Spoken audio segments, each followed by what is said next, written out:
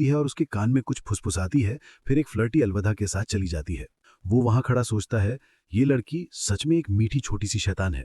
बिल्कुल तभी उसे क्वीन ऑफ गोल्ड डिगर से कॉल आती है। मंगला लू द बोल्ड कहती है उसने पहले ही वो कार चुन ली है जो उसने उसे प्रॉमिस की थी, सिर्फ 2.5 मिलियन की। और उसके ऊपर वो जानना चाहती है क्या वो आज रात होटल जा रहे हैं, क्योंकि उसने पहले ही 2 अलग अलग आउटफिट्स चुन लिए हैं। वो पूछता है किस तरह के आउटफिट्स, और वो बस उससे कहती है तुम्हें बाद में पता चलेगा। लेकिन शेन युआन ने आज रात के लिए नाना के साथ पहले ही प्लान्स बना लिए थे। अब प्लस हेई ने भी उसे बाहर बुलाया था।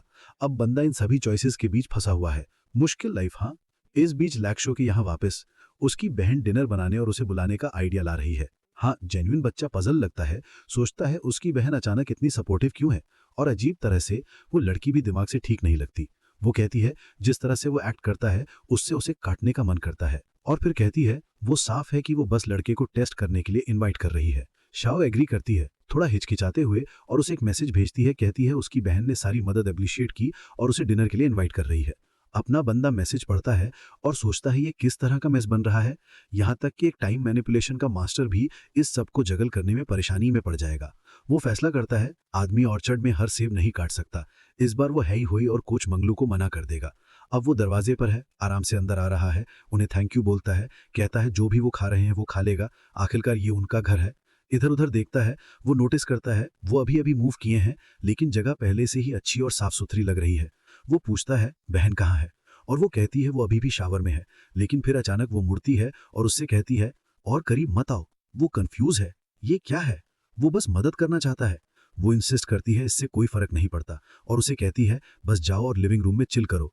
वो थोड़ा पुश करने की कोशिश करता है, कहता है मुझे किसी को कंपनी देना पसंद है जब वो खाना बना रहे हों। लेकिन वो पीछे हटती रहती है, कहती है वो पहले से ही बहुत करीब खड़ा है। वो जवाब देता है आधा मीटर पहले से ही बहुत दूर है।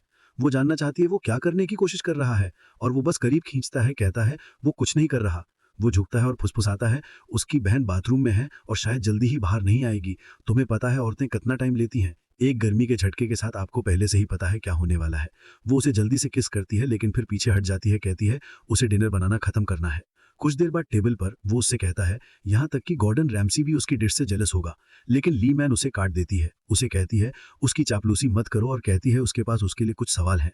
बहन पूछती है उसकी कितनी गर्लफ्रेंड्स थी, और वो जवाब देता है सिर्फ 2। क्यों? ओ वेट, वो पूछ रही थी उसकी पहले कितनी थी, ना कि अब वो कितनी डेट कर रहा है। मुझे लगभग लगा कि लौंडा बहुत ज्यादा बोल्ड हो गया है। वो ये जवाब इसलिए देता है क्योंकि जहां तक पब्लिक जानती है उसकी सिर्फ एक हाई स्कूल स्वीटहार्ट थी, और उसकी एक्स वाइफ वो डैम्ड वाली जिसने उसे छोड़ दिया था। मैन कमेंट करती है सच कहूं तो ये पहले से ही काफी है, खासकर ये सोचते हुए कि उसकी बहन कभी किसी के साथ नहीं रही है। उसे डर है कि वो उसका फायदा उठा सकता है। हमारा बंदा थोड़ा डिसअपॉइंटेड है कि वो सोचती है 2 पहले से ही बहुत है। वो उसे सवालों से ग्रिल करना शुरू कर देती है, क्या उसकी कोई बहन है, उसके माँ बाप कहाँ हैं, हर तरह की चीजें। और 10 मिनट बाद वो इतना जवाब देकर पहले से ही ट्रेंड है। कम से कम अब वो कन्विंस्ड है कि अगर वो ये सब पूछ रही है तो उसने अपनी बहन से बात की होगी और वो किसी तरह के अंडरस्टैंडिंग पर पहुंच गए होंगे। तो भले ही ये एक इंटेरोगेशन जैसा लगा, ये असल में एक अच्छा साइन था, मतलब वो सही डायरेक्शन में जा रहा है। वो धीरे से उसकी शिन पर अपने पैर से टैप करता है और वो तुरंत एक मिनी मेल्टडाउन में आ जाती है। सोचती है क्या होगा अगर उसकी बहन अंदर आकर ऐसा कुछ देख ले। बिल्कुल तभी वो उठती है और कहती है उसे डिनर बनाना खत्म करना है। लिएमैन नोटिस करती है कि कुछ गड़बड़ है। वो जानती है कि उसकी बहन शेन्युआन को पसंद करती है, तो वो इतनी स्टिफ और शांत क्यों है। वो पूछती है क्या वो थोड़ा और रुकना चाहता है, लेकिन वो खड़ा हो जाता है और कहता है नहीं, मुझे दूसरे काम है। सच्चाई ये है कि अगर इस बैटलफील्ड में कुछ नहीं हो रहा तो अगले मिशन पर जाने का टाइम है। उसके जाने के 10 मिनट बाद लैंग पूछती है उसकी बहन ने उससे कुछ क्यों नहीं पूछा, उसने उसे कन्फ्रंट क्यों नहीं किया। लाइक शाओ भी उसकी की हुई सारी पागल चीजों के बारे में सोचती है, मानती है वो ज्यादा मैच्योर लगता है, ज्यादातर लड़कों से ज्यादा, लेकिन वो अभी तक रिलेशनशिप में भी नहीं है और वो पहले से ही ऐसे एक्ट करता है। तो हाँ, खतरनाक। और जैसा लग रहा है शिम युआन पहले से ही फायर्ड अप था। वो शैना के यहाँ पहुंचा और उसे करीब खींचने लगा, और वो बस ये पता लगाने की कोशिश कर रही थी कि जल्दी क्या है। उसने उसे गैस करने को कहा। इधर उधर घूमते हुए पूछता है क्या उसके पास अभी भी वो पुरानी यूनिफॉर्म है। अगले सीन में कट, वो यूनिफॉर्म में है। पूछती है उसने उसे ये क्यों पहना है। उसने बस कहा एक दिन तुम समझोगी, और अटैक लॉन्च कर दिया। फिर भी उसका अफेक्शन पहले से ही 90 पर था, स्मूथ सेलिंग। अफेक्शन 50 से ऊपर होने पर अगली लड़की अनलॉक हो गई थी। वो कुछ स्टैट बढ़ाने का चुन सकता था, शायद हाइट, सच में नहीं पता। ये 5 मिलियन दे सकता था, जैसे चाहे खर्च करे, या कुछ स्पेशल स्किल हासिल करे। लेकिन ऑफ कोर्स बंदा सिर्फ उस एबिलिटी के बारे में सोच रहा है जिससे हर कोई जलता। लेजेंडरी कार्ड अल्टीमेट बफ जो आपको अर्थ पर कहीं और नहीं मिल सकता। नाना के लिए बुरा है। वो पहली थी जिसे इसके इफेक्ट्स फील हुए। जो होना था हो गया। नाना वहां लेटी है, बेचारी। कहती है इस बार कुछ अलग लगा। वो पूछता है तुम्हारा क्या मतलब है, और वो बस कहती है मुझे नहीं पता, बस अलग है। और वो उसे स्पार्कली आंखों से देख रहा है। रियलाइज करता है वो उसे सच में बहुत पसंद करती होगी। वो इमेजिन भी नहीं कर सकता है कि रिवॉर्ड क्या होगा अगर कोई कभी 100 अफेक्शन तक पहुंचा। लेकिन लगता है उसे एक और कार्ड मिला। उसने आखिर में बेसिक कॉम्बैट स्किल चुना। यहां तक कि लॉस से भरे सोसाइटी में इतनी सारी औरतों के साथ घूमते हुए आपको कभी नहीं पता कि आप कब टारगेट बन जाएंगे। दूसरी तरफ उसे एक रिपेयर एबिलिटी भी मिली। शायद एक दिन किसी को मदद की जरूरत हो और वो सही इंसान होगा जो आएगा। मेरे भगवान, बंदा अभी भी बेड में है और पहले से ही अपनी अगली लड़ाई प्लान कर रहा है। उसकी आंखें डिटर्मिनेशन से जल रही हैं। उसे यकीन है कि दुनिया को ठीक करना बेटर मूव है। बिल्कुल तभी नाना को अपनी माँ से कॉल आती है। उसके बाप को हार्ट अटैक आया है, उन्हें पैसे की जरूरत है, वो सब कुछ। वो पूछता है क्या हुआ। वो एक्सप्लेन करती है और वो पूछता है क्या उसे घर जाना है। वो कहती है आज रात नहीं, पहले से ही देर हो चुकी है, लेकिन वो सुबह सबसे पहले वहां जाएगी। वो जानती है कि भले ही शिन्यान उसके साथ है और परवाह करता है, वो ऑफिशियली साथ नहीं है, इसलिए वो सच में उसे अपने साथ जाने के लिए नहीं कह सकती। वो कहती है ठीक है, वो कल अकेली जाएगी। लगता है वो उसे अकेला नहीं जाने देगा, लेकिन वो उससे कहता है अगर तुम्हें पैसे की जरूरत हो तो बस एक मैसेज भेज देना, मैं उसका ख्याल रखूंगा। अगली सुबह वो उठता है और देखता है कि उसने उसके लिए कॉफी भी बनाई है और उसे टेबल पर छोड़ दिया है। हमेशा की तरह इस बंदे का अलार्म ऑफकोर्स एक लड़की से वीडियो कॉल है। नैंजी उसे दिखाती है कि स्कूल में उसका स्पॉट पहले से ही तैयार है, और ये इतनी जल्दी इसलिए हो गया क्योंकि उसने अपने सभी बेचारे फैंस से काम फ्री में करवाया। जैसे ही उनमें से एक ने खत्म किया, उसने पूछा क्या उसे और कुछ चाहिए, और उसने बस उसे कहा निकल जाओ। उसने इंसिस्ट करने की कोशिश की, कहता है वो स्टूडेंट काउंसिल की और मदद करना चाहता है, लेकिन वो कहती है बस चलते रहो। और वो बेचारा वहां रोता रह गया। लगता है वो अब 3 साल से कोशिश कर रहा है। और फिर अचानक से शिन्योन आता है और वो अचानक ठंडी हो जाती है। चीज ये है कि वो उसके लिए गिर रही है क्योंकि वो जानती है कि स्कूल में वो छोटा सा सेटअप बेसिकली एक पैसा पिट है। तो अगर शिन्योन ने उस जगह पर 10 मिलियन डाले, इसका मतलब है कि उसे साफ है कि पैसे की परवाह नहीं है। मेरे भगवान, वो पहले से ही खुद को उसकी सेक्रेटरी के रूप में इमेजिन कर रही है, उसके हाथ उसकी थाइस पर। इस कहानी में कोई नॉर्मल औरत नहीं है, सीरियसली। लेकिन हाँ, वो बिल्कुल वही सोच रही है। भले ही वो उसकी गर्लफ्रेंड ना बन सके, वो फिर भी एक बहुत अच्छी सेक्रेटरी हो सकती है। उसे बस ये साबित करना है कि वो कितनी स्किल्ड है। ठीक है, अगर तुम कहती हो तो।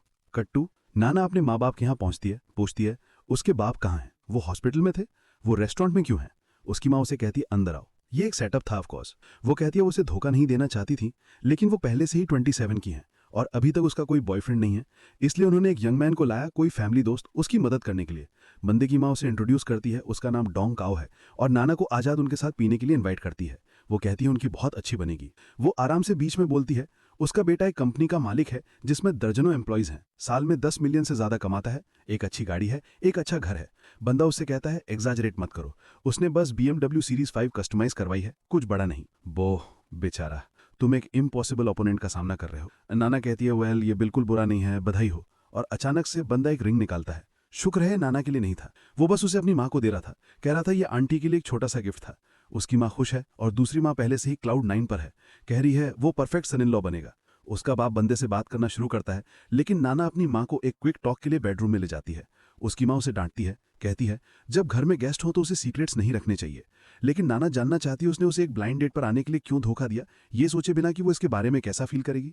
उसकी माँ उसे कहती है उसे चीजें सोचनी चाहिए। ऊपर वाली लड़की छोटी है और उसके पहले से ही 2 बच्चे हैं। वेट, कब से बच्चे पैदा करना एक औरत की सफलता का एकमात्र बेंचमार्क बन गया है। ये सिर्फ पुराने जमाने का नहीं है, पूरी सेक्सिस्ट है। सच कहूं तो यहाँ पर प्रॉब्लम उसकी माँ है। नाना इतनी थक गई है कि वो आर्ग्यू भी नहीं करती, बस कोई पॉइंट नहीं है तो वो शिमनियोन को मैसेज करती है, उसे सब कुछ बताती है, और तुरंत वो कहता है वो आ रहा है। वो चौंक जाती है, सोचती है वो अचानक से रास्ते में क्यों है, वो क्या प्लान कर रहा है। वो अपनी माँ की तरफ मुड़ती है, अब पूरी तरह चेयरफुल, और कहती है एक दोस्त आ रहा है। उसकी माँ जानना चाहती है ये लड़का है या लड़की, और वो बस उससे कहती है जब वो आएंगे तो तुम्हें पता चल जाएगा। वो ड्रिंक्स पीते रहते हैं, कुछ और मिनट बीत जाते हैं और अचानक से गैस करो कौन आता है। बैग से लदा हुआ अपना लौंडा अंदर आता है और खुद को अपना बॉयफ्रेंड इंट्रोड्यूस करता है। आप मुझे लेजेंड शेनुआन बुला सकते हैं, और हाँ वो गिफ्ट्स लाया है। इस बीच दूसरा बंदा वहां एक बेबी साइज वाइन ग्लास के साथ खड़ा है। ये क्या है, एक बॉटल कैप जैसा लगता है। माँ बाप, खासकर उसका बॉलिंग बॉल हेडेड बाप, पूरी तरह कंफ्यूज्ड हैं। ये पागल कौन है जो उसका बॉयफ्रेंड होने का दावा कर रहा है, जबकि उन्होंने इसके बारे में कभी कुछ सुना नहीं। लेकिन चैन बस इसे टाल देती है, प्रेजेंट्स के पहाड़ की तरफ इशारा करती है और कहती है इन सब फॉर्मेलिटीज की जरूरत नहीं है, अब से हम सब फैमिली हैं। और माँ बाप, वो बस अपनी आंखों में सोना रिफ्लेक्ट होते देख रहे हैं यार। वो पूछते हैं इस सब की कीमत कितनी है, और वो बस कहता है ओह कुछ बड़ा नहीं।